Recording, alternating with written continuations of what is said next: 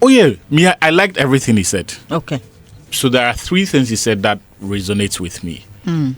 The first one is the fact that he didn't have a problem with being fixated with this style or that. And he says he's here to win. He's a coach who wins. Yeah. And he says what he knows is that whether defensive or attacking football, when the team loses the ball, we have to defend together. When we attack as a block. I like that. In saying that, what Carlos Queiroz was basically doing was to cut through the noise of opinions on, media, I like attacking football, media, I like defensive football, and this is how I want the team to play, to point the laser at where our objective, our priorities ought to be. If the Black Stars were playing, had been getting results, but were still playing within themselves, I'll be the first to come and say that you are not maximizing the potential in this team. We can do better than just the result. We can play good football and still win. Right. But that is not the context of our Black Stars. And that's why his message of winning is important to me. In the last 7 years, we have won just 2 matches at major tournaments in 16 attempts. The first of those wins came in 2019 against Guinea-Bissau. Yeah. We couldn't beat Benin. We drew with Benin. We drew with Cameroon. And then in the round of 16, we lost to Tunisia on penalties. Yeah. AFCON 2021, we didn't win a game. Morocco beat us. We drew with Gabon, and Comoros beat us. Pay attention to the teams we are struggling to beat. Benin, Gabon, Comoros.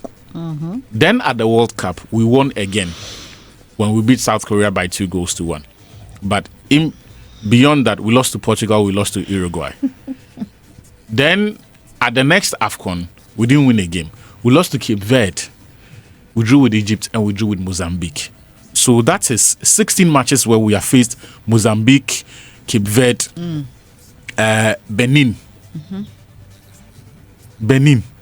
Comoros, Gabon. Those are the teams who are beating us. Names. And we have failed to beat them. So when that is your history in major tournaments, in 16 attempts over a 7-year period, you cannot be fixated on how the team does it. We should be interested in getting back to winning. And I think that for this tournament, there is enough quality to work with to at least win one game and make it to the run of 32. Right. I am under no illusions that there are teams that have progressed in their developments. Panama have had their coach together for 5 years.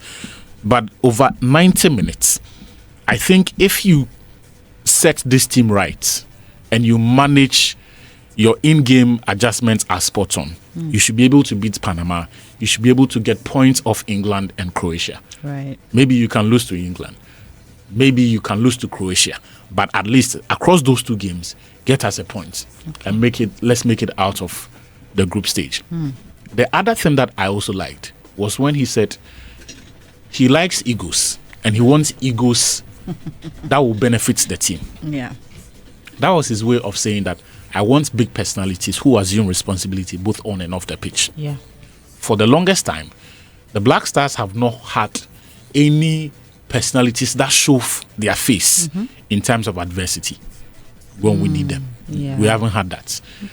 Andre has, in fact, in the last 7 years, since the day Ayu became captain, he has made the headlines for the wrong reasons than being the inspiration of the team. Okay.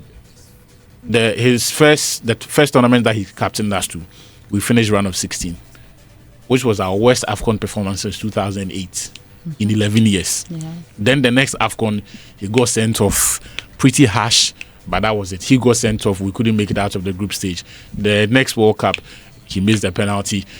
So we haven't had that big personality. In fact, the closest you would come to has to be Jordan's last 18 months and then Kudus's 2 moments at the World Cup when he created an assist on his World Cup debut and then he scored twice in his second World Cup game. Then at the AFCON, when he scored twice in his AFCON debut against Egypt, he scored the 2 goals. And then against Mozambique as well, he set up one of the goals. That is it.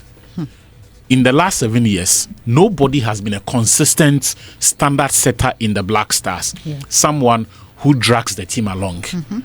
So when he says he wants egos that will be used to the benefits of the team, my takeaway from that is that he's looking for big players who are going to be an extension of the coach's authority, and you need that. Yeah. You need personalities who can make sense of real scenarios in real time. Yeah. Because the coach cannot micromanage everybody on the pitch.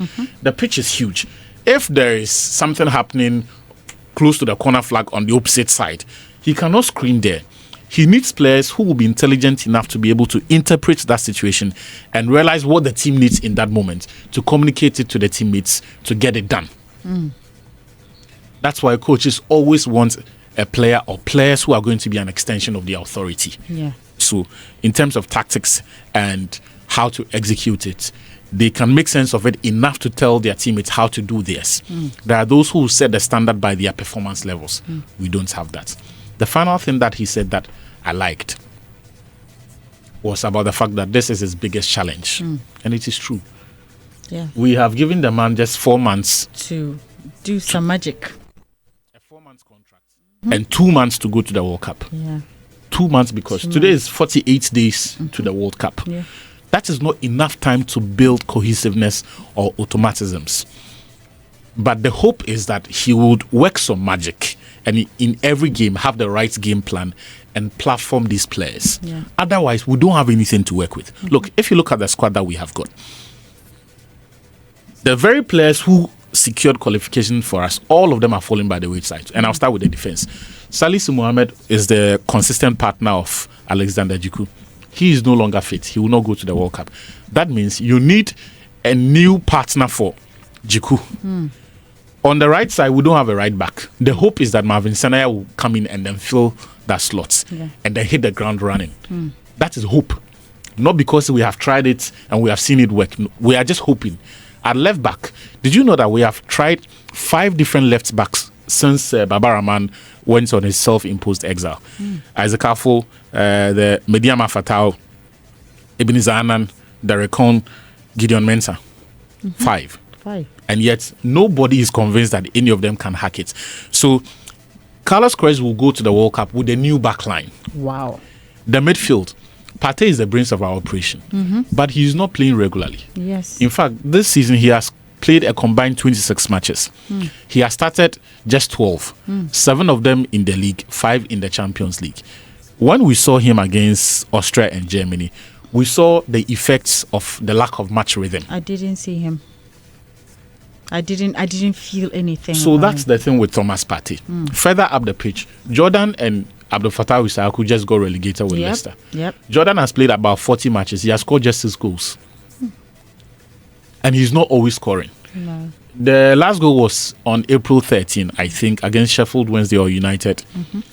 Before then, Jordan Ayew went 13 matches without scoring at Leicester. And you see, the difference between when he was not always playing consistently was that back then he was playing regularly. So he would walk into the national team with match rhythm and all of that. Kudus is also not going to the World Cup. So your best bet of experienced players is 2 players who, yes, are doing well at their club level. And I'm talking about Semenyo and Iñaki Williams. But in Black Stars colours, they have a combined goal tally of 7 goals in 3 years. No, sorry, in 4 years of playing for Ghana. Iñaki has 3. Semenyo has 4 goals.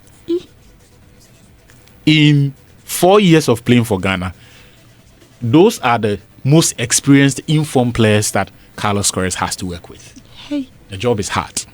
Very. But we have hope.